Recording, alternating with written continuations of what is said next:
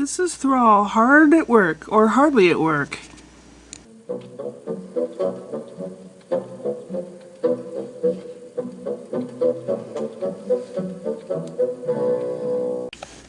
So what do you think about the situation where Mommy is gone a lot? What do you think of that?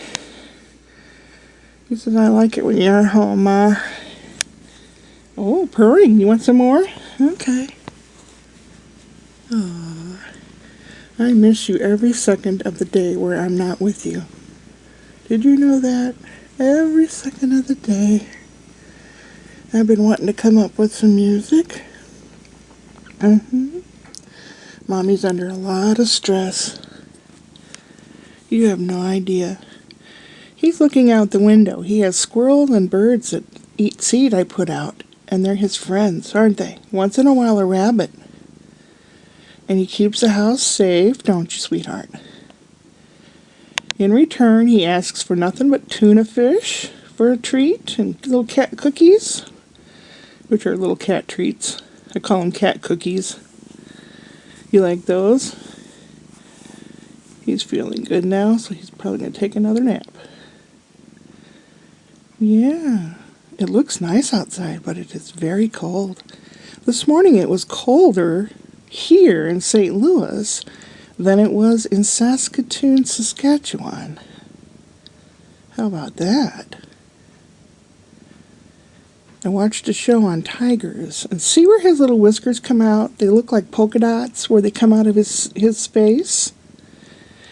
They can identify tigers by the pattern of dots where their whiskers come out.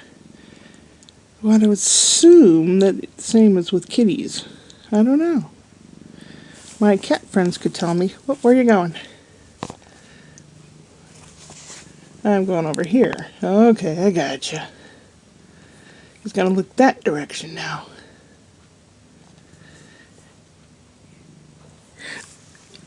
Oh, you're a good boy. I love you. Yeah, you're a good boy. There's the kitty. And there's me. I look terrible. I look worse than normal. Is that possible? Yes. I'm lying down. Probably won't be able to get up.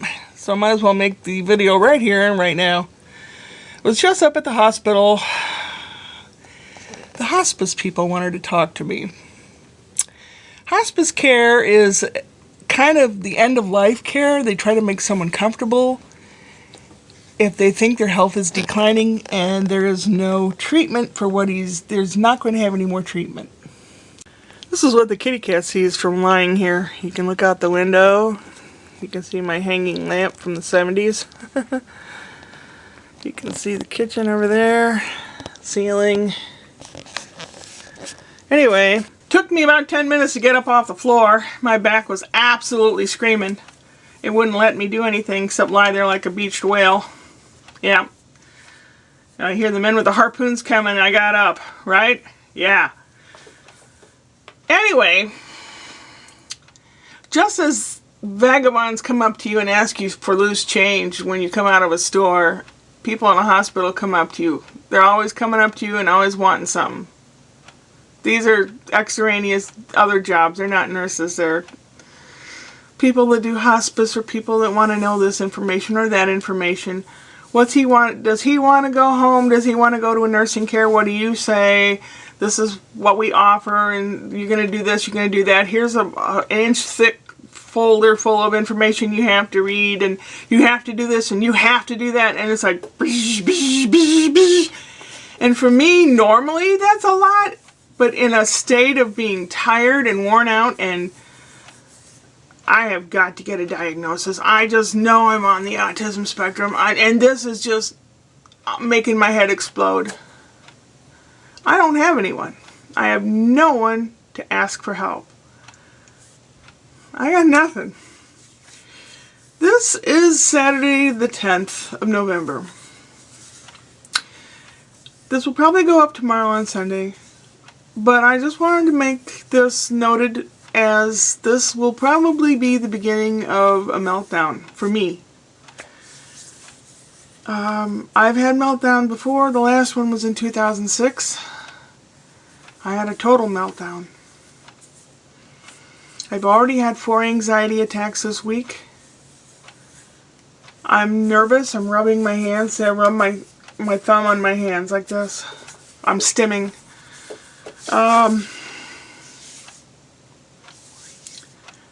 This week, Monday morning, I go for the TMS brain magnet thing at 9 o'clock in the morning. And Wednesday, I have a shrink appointment to see if I can get a diagnosis of either being on the autistic scale. I know I have ADHD. I might be toward that end where the Asperger's is. I don't know, but I sure like to get an official diagnosis. I had one at one time, but that business went out of business, and I can't find it. I can't get it, my diagnosis. So I can't be helped. I think perhaps there'd be some agency somewhere that could have someone sit with me and help me go through all this, because it's just way too much. It's way too much. I don't have anyone. I don't have any friends, and except people that were watching me now. You're the best people in the world. You've sent me help. You've sent me cards and packages when I was really, really, really feeling bad. And I appreciate it. You have no idea how much I appreciate it. I had to go out and find my mom a new nebulizer breathing treatment compressor, because hers is on the fritz, and I called them up and they sent one out and it doesn't work at all. And then they said they're going to overnight one, and they didn't. They said, well, maybe next week it'll come. I said, that's no good. She needs these treatments. So I went out and bought another one. But I said, but I'm keeping the one that comes Monday, or whenever it gets here. But it's like going and doing for that, and buying this, and keeping track of all the supplies, and paying all the bills for Mom, and paying all the bills for me. And I get phone calls at her place like, you didn't pay this bill, now you owe this much, and it's on this property or that property or this or that, you know. And I'm like, whoa, wait a minute, whoa. I just got the bill in the mail for the sewer district, and I don't know what to think. I don't know what to do. I guess I'm going to have to wait till Monday when all these offices are open to sit down and make calls. I called the mortuary up in Iowa, trying to get information. That person's always busy. They never call me back. I got a letter from me here about applying for aid and food stamps, and also applying for whatever. They want information. They want stuff too. I don't know. I just can't do it. I just can't. And when things don't, like if you drop something on the floor and then you drop something else, or things start happening, it just starts to get too much. I don't want to get sick. I'm trying to stay well, because if I get sick, everybody's lost. And my tongue is swollen on this side because I have a broken tooth that I usually fill with tooth putty, but that fell out. So now it's cutting into my tongue like this and this and this and this.